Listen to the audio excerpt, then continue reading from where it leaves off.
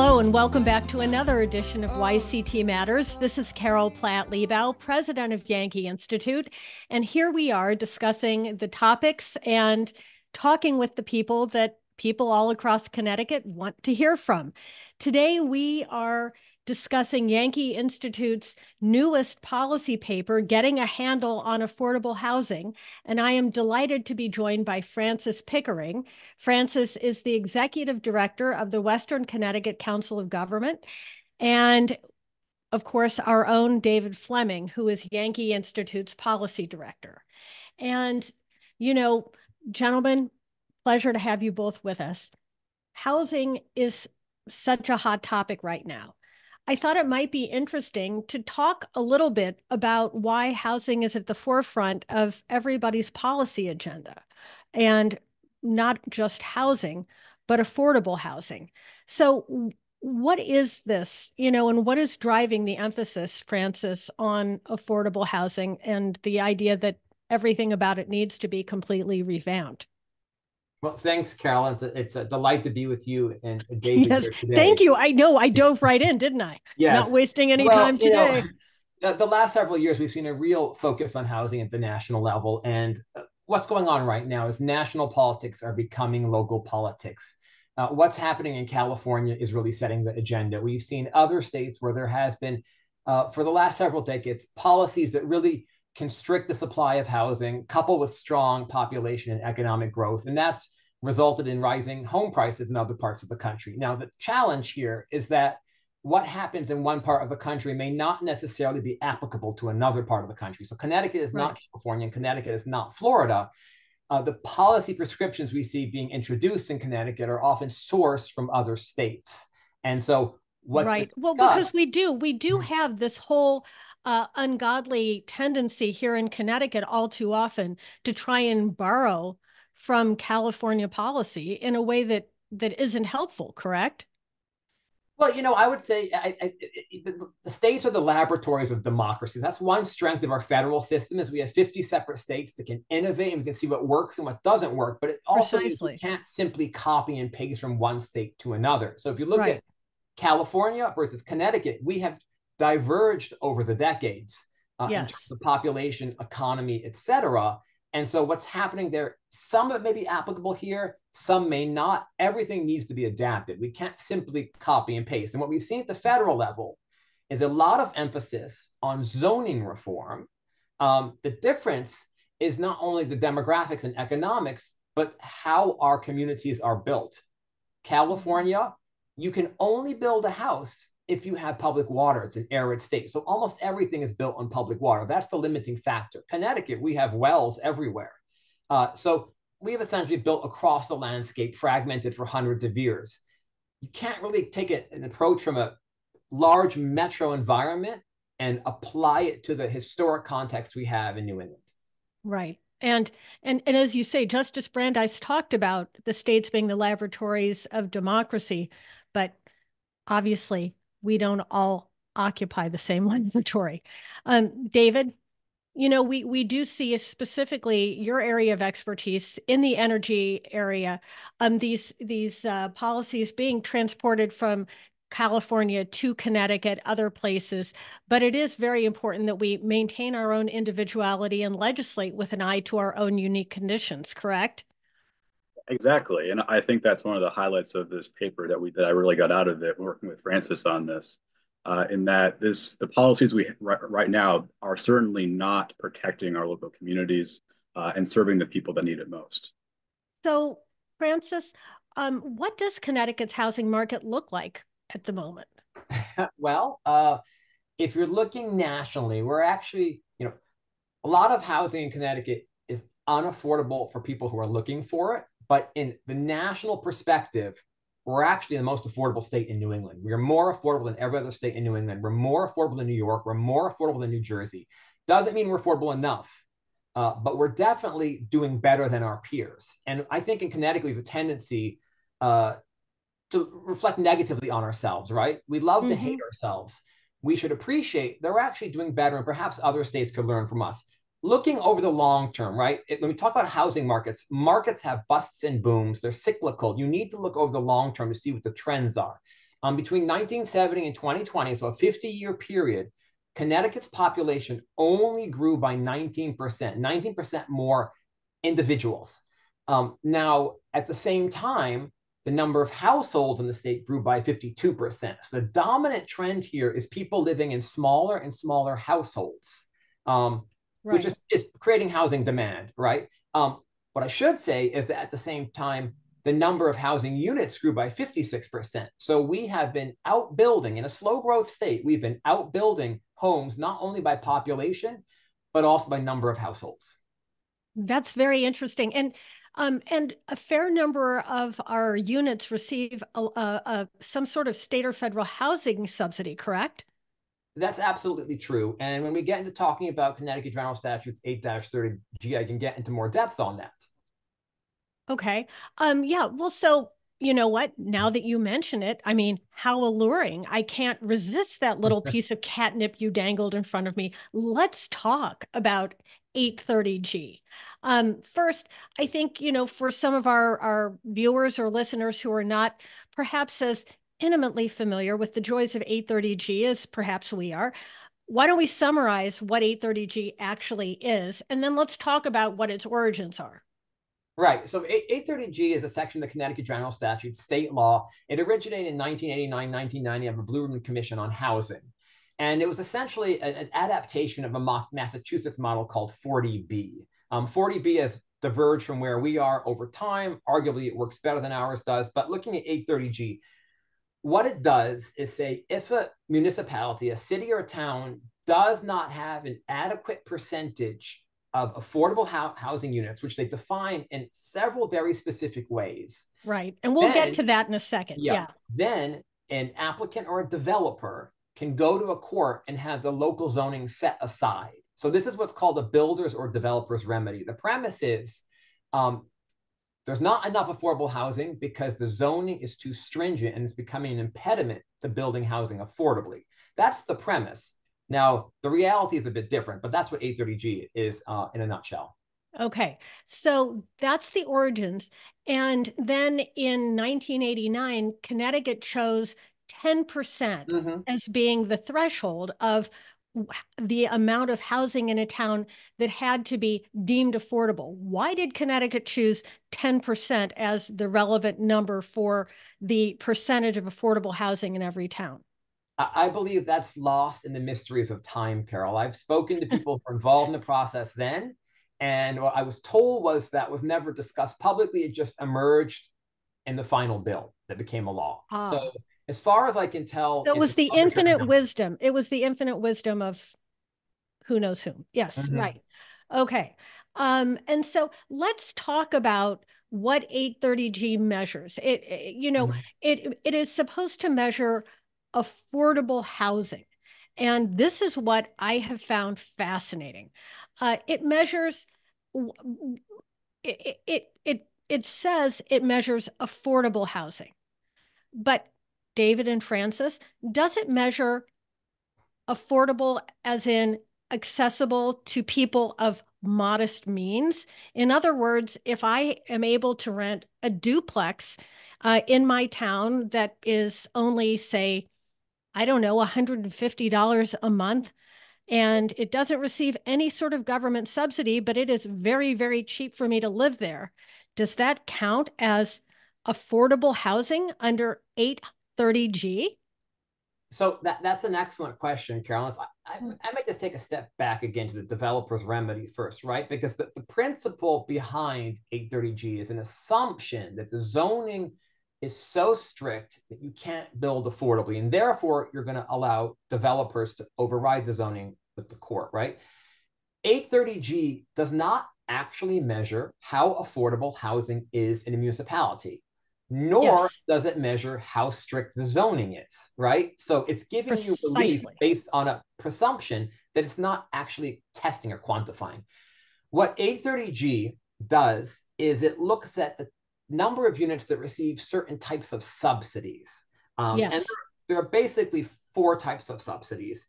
One of them is rental assistance program. So it could be a housing choice voucher, AKA Section 8 from the federal government, or a state RAP voucher. Is the federal or state government providing a municipality with a voucher that a renter can use to reduce the cost of their rent. Any household that gets such a voucher and uses it in town counts as a unit towards this 10% under 830G. 830G also counts federal and state subsidized mortgages. So if I'm a prospective home buyer and I decide to get a mortgage through the US Department of Agriculture or the Connecticut Housing Finance Authority, that mortgage counts towards 830G. Also counting towards 830G are private sector developments where the developer has decided to deed restrict, so to put a legally binding restriction on the sales price or rent that can be charged for a unit in that development. Now there's a lot to unpack here. Right. The point is that all of these decisions are being made by federal and state government. The only time a municipality really has the opportunity to influence this is actually by making their zoning more stringent, by requiring developers to set aside a certain percentage of their units as affordable. Municipality, for instance, that abolished zoning would probably get no units under 830G because it doesn't actually increase the federal and state subsidies they get. And it also wouldn't require developers to build affordable units. And so I think the thing that is really helpful to our viewers and listeners to understand is when they talk about affordable housing, they aren't actually talking about affordable housing in the way that a normal person would think of affordable. That is something that might be $150 a month. They're talking about subsidized housing, correct? Absolutely. And if you look across the state, we know that market rents vary based upon where you are. In some parts of the state, the subsidy levels are actually higher than the market rents, right? So this is all a measure of how many federal and state subsidies a municipality receives. If a municipality is not receiving enough subsidies, then a developer can say, I want to go to a court and have the zoning set aside. Now, what's really interesting here is if you look at this, about 140 municipalities don't meet the 10% threshold under 830G. The reason is there are not enough subsidies to go around. We just can't afford it as a nation, as a state, or you've made a decision we can't afford it. Of those 140 municipalities that don't meet the 10%, maybe 20 or fewer have ever had a court challenge under 830G, right? And the remaining 120 or so, no developer has ever taken the municipality to court to have the zoning set aside. And so essentially what we're talking about is a regime under which towns get punished simply for failing to be able to obtain government subsidized housing. Yeah, what we have is the federal government and state are making policy decisions about where to spend subsidies, and where they are not spending subsidies, those municipalities are then penalized for not receiving those subsidies. Very, very interesting. So theoretically, you could have a town where it is actually very easy for people of modest means to be able to find a place to live. But for whatever reason, that town has not received a sufficient number of government subsidized units, and that town could still be in trouble under 830G, even though people of modest means have no problem finding a place to live. Well, yes, but here's the thing. They're not, it depends on where you are, because as I mentioned, about 120 municipalities have never gone to the affordable housing appeals process. Developers have never taken them to court to override the zoning. The reason is developers cannot make a profit doing so. There is not an interest to do so. Those municipalities tend to be naturally more affordable. They're not close to a train line. They're not close to New York City. Before the pandemic, we had many municipalities in the state that were very reasonably priced. Now, when you look at the reporting, they don't meet that 10%. And there is a tendency in the press to label or imply those municipalities are bad actors because they don't meet the 10%. But in reality, the housing there is reasonably affordable, or has been historically. And so those municipalities, what they just simply have not been able to obtain the sufficient number of government subsidies for their housing. They have not, and there's a question about whether these are actually necessary, because housing there was naturally affordable. Where we see 830G causing municipalities grief is where you have municipalities that do not receive a lot of federal or state subsidies, that are located in close proximity to economic opportunity. So they're on a train line, they're near New York City. That is where a developer potentially can make an adequate rate of return by having the zoning set aside. So that's where you see 830G actually push coming to shove. Most municipalities, they don't like 830G, but it's not real for them because nobody's using it.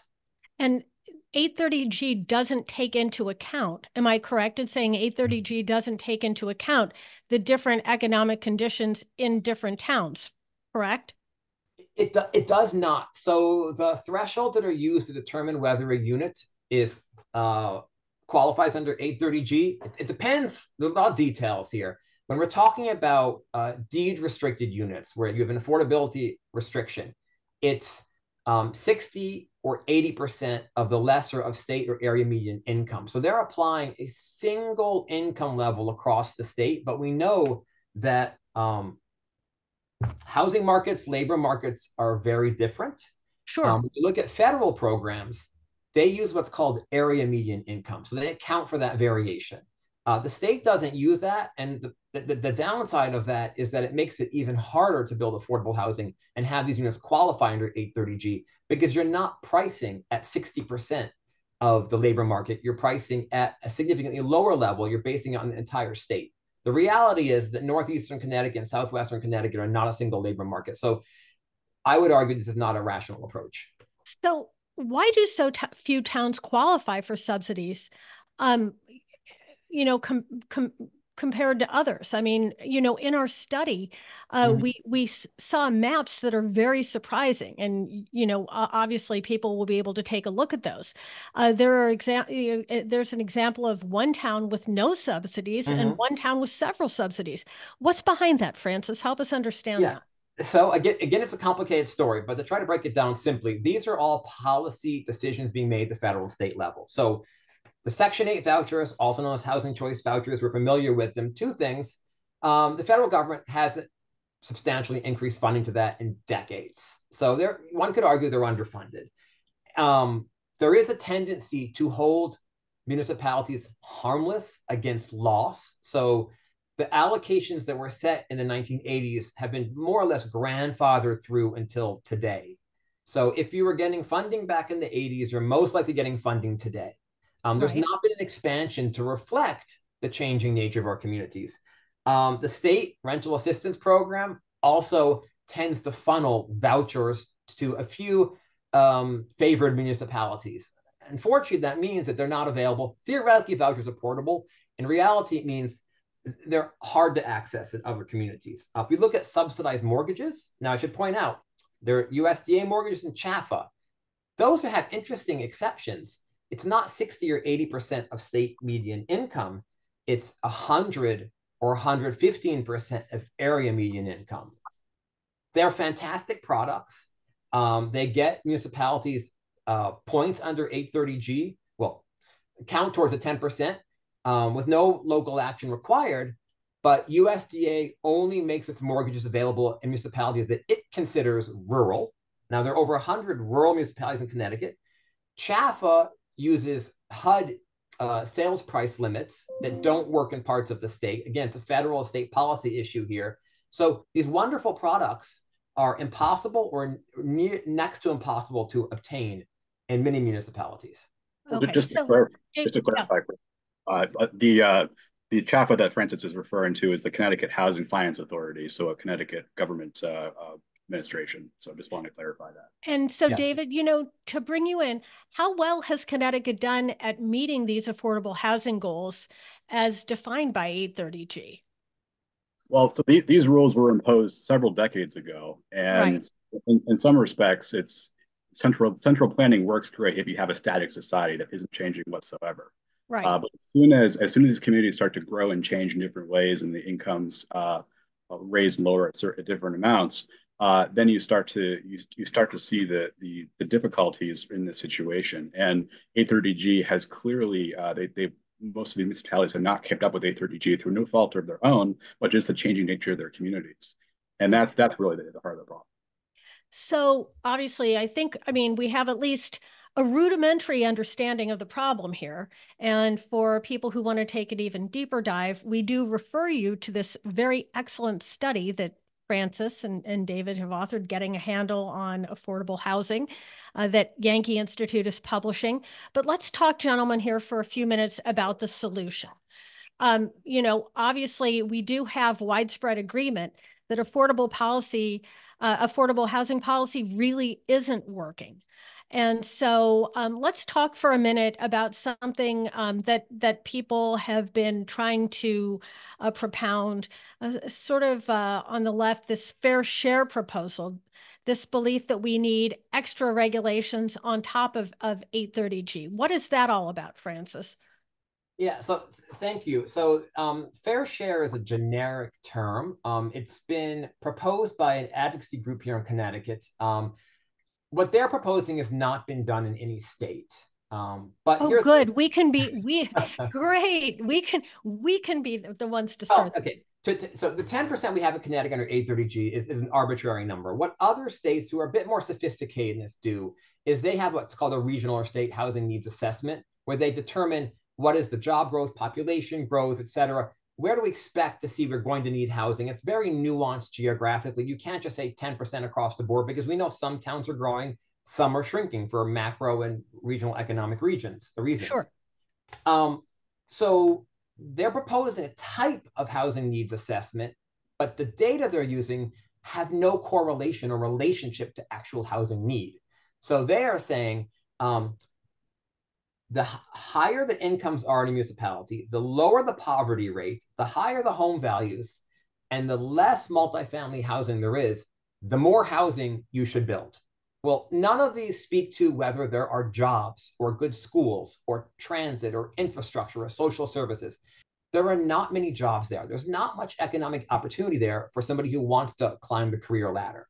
It's really a nonsensical approach. And they have said, within 10 years, we need to build 300,000 housing units. Now, that's enough people to house 750,000, enough units for that many people.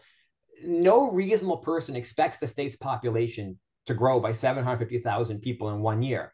Now, that is coincidentally the cumulative size of all of our large distressed urban areas. So if the point is to completely depopulate Hartford, Bridgeport, Waterbury, Wyndham, et cetera, that could be one solution.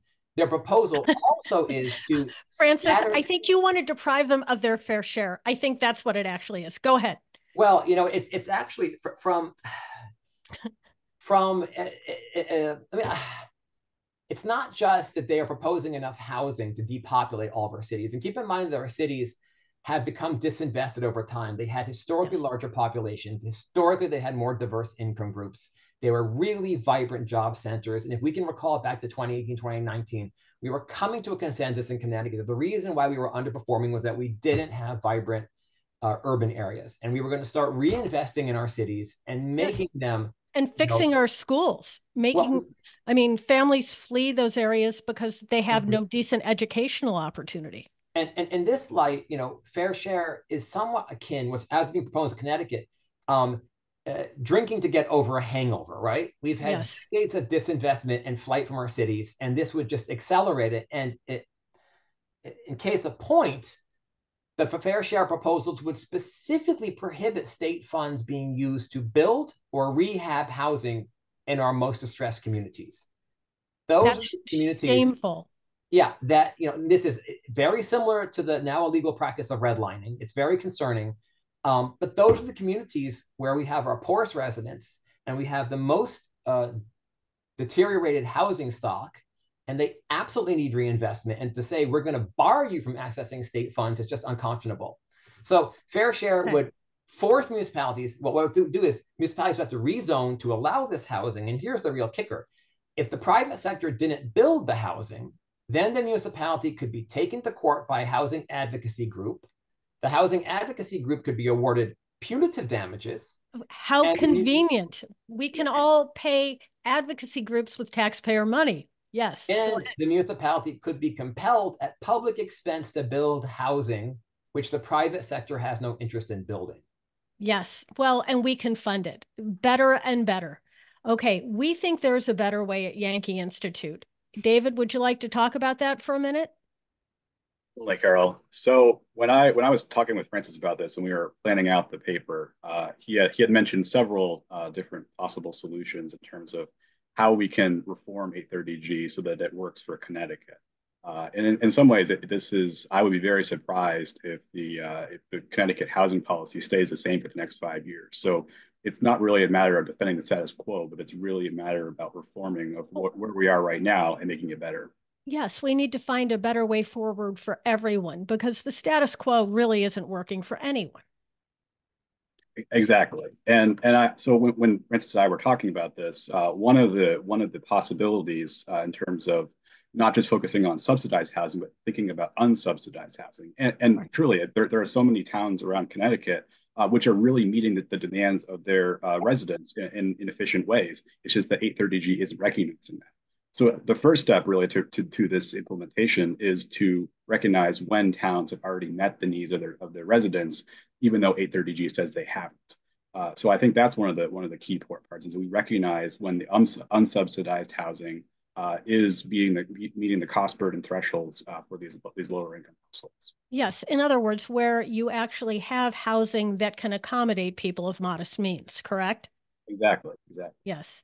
Okay. And then, Francis, what about you mentioned in the study something about starter homes? What is that? Yeah. So anybody who has been a prospective home buyer in the last several years, if you're shopping on Zillow, you may notice a correlation between home size and when it was built, right? We haven't built small homes since about the 1940s and 50s. Capes became raised ranches, became contemporaries, and colonials became McMansions, right? Nationwide, homes have almost doubled in size. Same holds in Connecticut. And when you look at the correlation between home size and home cost, it's almost perfect. It's shockingly close. So a principal way to moderate home cost is to build more modest homes. And we haven't done that.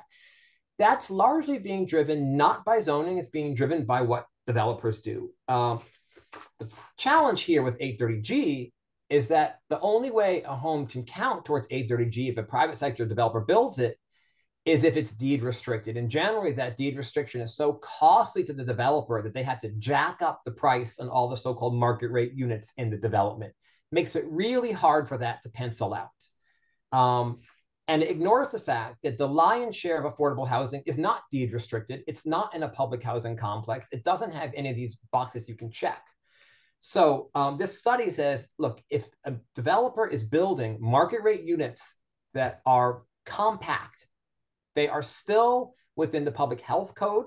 This is not overcrowding, but they are compact units. Those units will naturally be a lot more affordable than a 5-bedroom single-family home with a 3-car garage. And that this should be counted towards municipalities 10% under 830G. All right. Now, talk to us about middle housing. Yeah, so middle housing is a term that arose in the last couple of years, and it's an umbrella term. We have single family homes on one hand, and we have the large apartment buildings on the other hand. We know that large apartment buildings don't work in a lot of environments because they require a lot of public infrastructure that's just not cost effective to extend to rural and suburban areas. So middle housing fills this void. Historically, if you go around to Boston or Hartford, you'll see a lot of duplexes, triplexes, aka triple deckers, quadplexes, townhomes. This is middle housing. It is naturally more affordable. If you have a duplex, right, you can share utilities, you can share the lot, you can share a lot of costs, you can share walls or ceilings with the neighboring unit. You can really cut your costs. But 830G historically has not recognized this. It would say a duplex unit only counts towards 830G if the developer deed restricts half of that entire complex. So 50% deed restriction. That's not going to pencil out for any developer anywhere in the state. Right. You cannot do 50% restriction. So what ends up happening is very few developers build duplexes. Now, this last legislative session, a bill did pass that would give municipalities some points towards a moratorium under 830G. It's a bit complicated for duplexes, triplexes, quadplexes. Unfortunately, The way that language was written, although it's a good idea, there's a bit of a poison pill in there that makes it unpalatable probably to every municipality in the state. And so I don't anticipate many, if any, municipalities taking advantage of that language. If we were to recognize duplexes, triplexes, quadplexes without any strings attached, right? We're not going to put a poison pill in state law and recognize that under 830G. I think you'd see a lot more of those being built. But that's not where we are right now. Okay. And now here's something that is another solution to, just the lack of affordable housing, at least perceived. And let's talk about single room occupancies in current homes, the traditional apartment renting short-term solution. This is something that obviously used to be an incredibly popular solution back in the day. I mean, you had boarding houses, and people talk, we have the great and the good in our society talking about the loneliness epidemic in American society. And this is actually something, especially for older people, widowed, widowers, something that is, I think, kind of an interesting solution. It is a low income, a low cost solution that we really don't hear a lot about. Yeah, thanks, Carol. So the cheapest, fastest, affordable housing to create is the housing you don't have to build. It's the housing that's already there. And when you look at Connecticut, we've estimated there are about 1 million vacant bedrooms in the state, right? We have shrinking household sizes, and we have growing homes, and we have an aging population. It has always been the cheapest form of housing to rent a bedroom or a couple of rooms from a property owner, whether it's a commercial establishment or just a homeowner renting out a couple of rooms. This is an incredibly cost-effective way to do things, and it is completely ignored by state housing policy. In fact, if you look at the state of Connecticut, the majority of municipalities do not even allow this. Now, this is a local issue. It's a zoning issue, but it's one that 830G doesn't really touch. So there's tremendous opportunity here. This paper does propose for formal single room occupancy. So commercial establishments, those should count towards the 10% under 830G. So then finally, we talk a little bit in here about start including 4 new types of housing with subsidized housing and creating an incentive for the most economically efficient buildings to be built. And, that's something I think that will be interesting for people to take a look at in greater depth in the paper. But we do have some things that Yankee Institute talks about quite frequently in terms of trying to get rid of a lot of the needless regulations and some of the things that get in the way of being able to build less expensively, less restrictively. And David or Francis, would someone like to talk a little bit about these building costs and labor and material and labor costs? Well, Dave, if you want to join in, please do. But I'd like to preface this by saying we've seen a lot of reporting about municipalities who aren't meeting the 10% threshold, and so much focus on zoning as a cost driver, right? But the zoning in our municipalities doesn't change that fast, and arguably it's been getting more flexible over time. The reverse is true for state regulation. And what's ironic is we see actors at the state level faulting municipalities for rising home costs, while at the same time they are enacting policies that drive up home prices, right?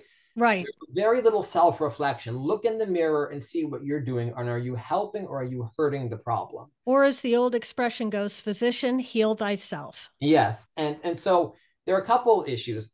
In Connecticut, we have a state building code, and we have professionals who do their job to ensure that our homes are healthy and safe. But we follow the national code, actually an international code, and almost every time there's an update, which is every 3 years, it increases the cost of housing.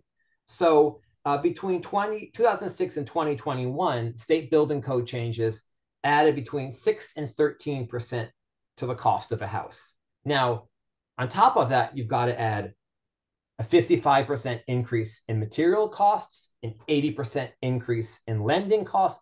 We can't influence the Fed rate, but we can influence the building code. We have a huge pool of workers who live just outside the state boundaries who could come in, right? When we have a storm, it's okay to have line workers come in from all over the US, from Canada, but it's not okay to have electricians come in to build a house, right? Right. There's a bit of inequity there.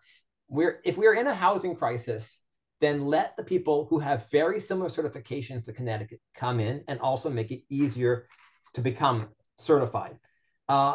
And that's something Yankee Institute has been passionate about for a long, long time, is stopping these needless barriers to entry that make everything more expensive, that make no sense. Of course, it makes sense to make sure that an electrician actually knows how to put wiring in your house.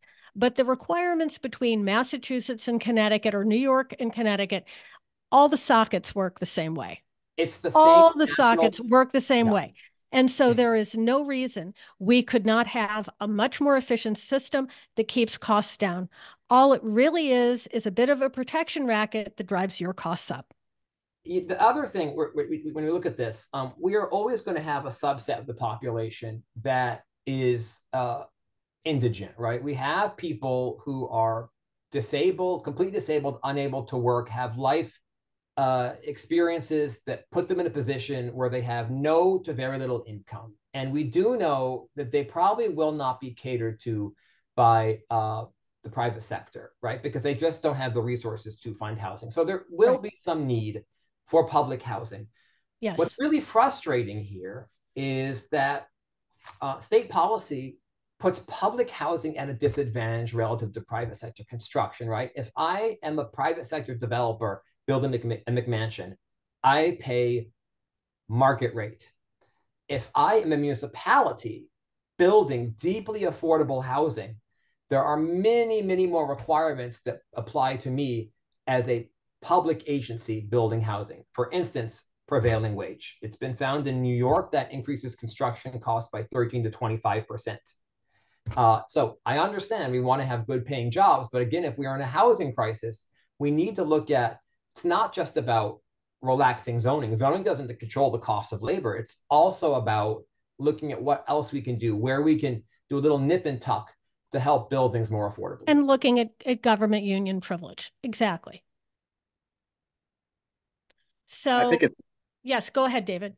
quickly, Carol, but yeah, I think it's emblematic of what's happening in Hartford is that there are a dozen committees at the legislature who are looking at these problems in isolation. And so if they're thinking about that we want to get under a certain level of emissions to meet our carbon standards, then that's going to not have any effect on housing impact whatsoever. When it's clear that these regulations that are not even to touch housing do have an impact. And so if we're tackling these problems in committees that are focusing on specific areas and without worrying about the unintended consequences, then it's clear that if we have too much power in the government's hands to try to fix all these problems all at once, they're going to interfere with each other.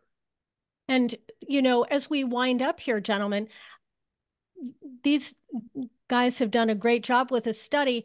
In fact, energy efficiency code add-ons have added about $30,000 to the cost of a new single-family home in Connecticut. If you want more tidbits like this, read the study. Chock full of interesting facts that will light your brain on fire. So I do encourage you to take a look at getting a handle on affordable housing. And before we finish up, I do want to ask one more time, Francis, just to sort of follow back to where we began. I mean, is there, in fact, all of this starts from this premise that we are in a housing crisis in Connecticut. Are we actually in a housing crisis, especially compared to the rest of New England? Well, everything is a crisis these days, Carol. Unfortunately, that term is being cheapened by being applied to everything. But is housing too expensive for people who are looking for a new home or rent right now? Yes. Sure, especially given interest rates. Yeah. It is too expensive. We have to be cognizant of that and acknowledge it. But is it a crisis? No, we have a pricing problem right now. And that's what we need to solve. We do not have a huge housing shortfall. You know, most people who cannot afford a house, the vast majority already live in a home. Now, just because your mortgage or rent is too high does not mean you are homeless or unhoused. So it's a pricing problem. And to make this into a crisis and then suggest zoning reform as a panacea, you're not going to solve this on the back of zoning reform. If you're going to solve the pricing problem, you need to look at all of the cost drivers. And some of those may be sacred cows, and look at how we can trim them down a little bit. It's going to be a number of 1% and 2% solutions. There is no silver bullet here. But there are a number of good solutions, partial solutions in the report.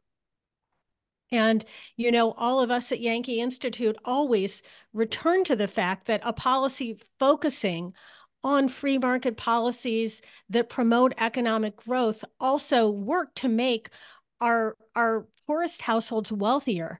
And they will do more than some sort of high-handed zoning mandate or any central design in Hartford to help lift all of us up and make our state more prosperous, empower our people to improve our lives than any sort of central planning that the government hands down. And I think, you know, that's what we keep on trying to talk about, both on podcasts like this one, through our reports, and through some of our work in Hartford, so that everyone understands that, you know, the best decisions are those made by individuals for their own lives and their own welfare.